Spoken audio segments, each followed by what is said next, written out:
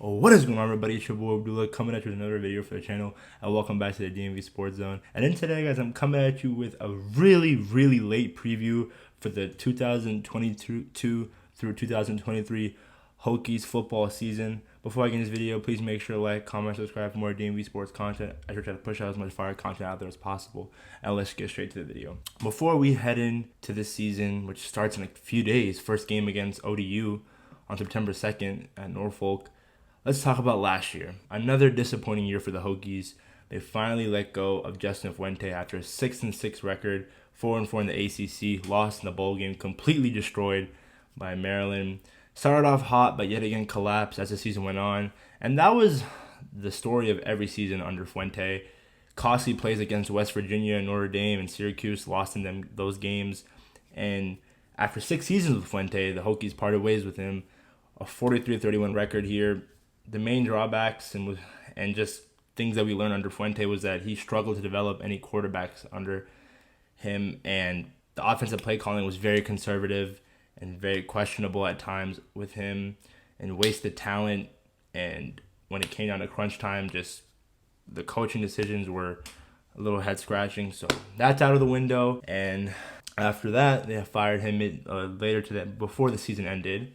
J.C. Price, interim coach, came in, won us the Commonwealth game against UVA. UVA sucks. VT runs Virginia. Hokies brought in Penn State defensive coordinator Brent, who spent 8 years as a DC in Penn State, developed guys like Micah Parsons, Shaka Toney, NFL athletes. And one thing to keep in mind is that he's very defensive-minded, so a lot of fans are happy about that. But now let's talk about the roster, previewing the roster. 64% of the production is returning from last year. Quarterback Braxton Burmeister, who last year started off hot, but as the season went on, injuries plagued him. His accuracy was very questionable. Arm strength was not as strong as we expected him to have it. And decision making, he did have wheels though, but he transferred to San Diego State. And 2 transfers were battling for quarterback 1 position. Grant Wells from Marshall and Jason Brown from USC. And they also lost running back Raheem Blackshear. He went on to the NFL. But second-year running back Malachi Thomas and Jalen Holston returned. That was good to see. They lost their top receiver, Trey Turner. He went to the NFL. Second-year Tavion Robinson, wide receiver, transferred to Kentucky. So that was a big loss as well. Third-year wide receiver Caleb Smith is back. Lost 3 starting O-line, 2 defensive linemen, and 3 in the secondary. And Jaden Blue transferred from Temple to here. So that was just a little bit of what we're about to talk about. But the biggest question marks regarding this team, the wide receiver room. The Hokies, if they want to win games this year, it's going to be winning through defense and pounding the ball. This running back room with Malachi Thomas, Jalen Holston, Keyshawn King, and Bryce Duke, that's our biggest strength, and we're just going to have to pound the ball, especially if Grant struggles early on in the season. So with Jaden Blue, Caleb Smith, I really don't know any other premier wide receivers. Tavion and Trey were our go-to targets last year, and they're both gone. So it's going to be interesting to see how this offense looks. I mean, it's literally against ODU. I don't expect us to do anything crazy. I think just punch them right in the gut. Don't show off all our plays and the things that we could do to other teams going into past that game. And the offensive line, will they be able to pass protect for Grant? Grant, one of the biggest issues with him at Marshall is that he had a turnover problem. So again, a lot of people are sleeping on him, saying that he's not really a starting quarterback, but we'll see. I think the pass rush needs to improve. Virginia Tech had the 5th fewest sacks in the ACC last year. So again, that's really something to worry about, because if we can't get to any quarterbacks, it's going to be a long season. The strengths, as I said, 8 defensive starters are back. So the defensive side of the ball, I think our defense is going to be better than our offense, and we're going to win games off of them. And the secondary and linebacker room is solid with Dax Hollifield, Shamari Connor, Nasir Peoples, Ashton Tisdale. Sorry guys, I'm still trying to get into the names. The funny thing is, I didn't start watching college football until last year, and now I'm a big Hokie fan. So just work with me. And now we talk about the schedule. So we start off with the first game at Norfolk.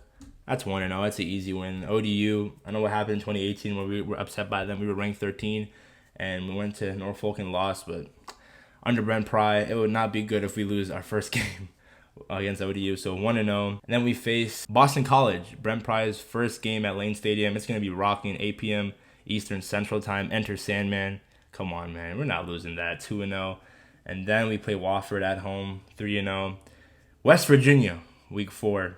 I really think West Virginia, I know we lost to them last year, and we shouldn't have lost to them. JT Daniels, a lot of people are hyping him up, but I'm not a big believer in him. I just think guys that are returned from last year they're still upset about that loss last year. It leaves like a really bad taste in your mouth. So I say we're 4-0, but then we have a really tough stretch against North Carolina, at Pittsburgh, Miami at home, off, and then NC State. So I don't even know if we win one of those games, honestly. If we do come out with one, I'll be happy. But NC State and Miami, Pitt, and UNC, there's a tough stretch. They're great teams. And then the last 4 games are honestly a cakewalk. Georgia Tech, Duke, the worst bottom 2 teams in the ACC, and then Liberty and Virginia. We own Virginia. Virginia hasn't beaten us in 30 years. And Liberty, they don't have Malik Willis, so I'm not afraid of them. So we should end the season with a 4-game winning streak, and we should start the season with a 4-game winning streak. And that brings me to my point of the record prediction. I really think the ceiling is 8-4, and the floor is 6-6. But my record prediction is 7-5, and that's a successful season for Brent Pry as his first year as head coach for the Hokies. I really think that a ball game appearance would be great. This is just a year where we're trying to evaluate talent and who's going to be here next year. And hopefully Grant is our starting quarterback, and we don't have to worry and go into another offseason where we're questioning who's the quarterback of this team. Now, if Grant gets hurt, Jason Brown is there, but again, we just don't want what happened last year. And that's pretty much it, guys. Let me know your thoughts on this Hokies season. I really think we can win 8 games. I know it's a tough prediction because Virginia Tech really hasn't been the same when it comes to the football program since the Frank Beamer days. But again, I got to be optimistic. I love the Hokies. They run Virginia. And with that being said, please make sure to like, comment, subscribe for more DMV Sports content where we try to push out as much fire content out there as possible. Make sure to follow our social media, Twitter, Instagram, TikTok at DMVSportsZone. I will be making post-game reaction to every Hokies game. I will be going there every home game at Lane Stadium. And our Sandman vlogs are still going to be here. And I'm hyped. College football is back. Let's go Hokies. Peace, guys.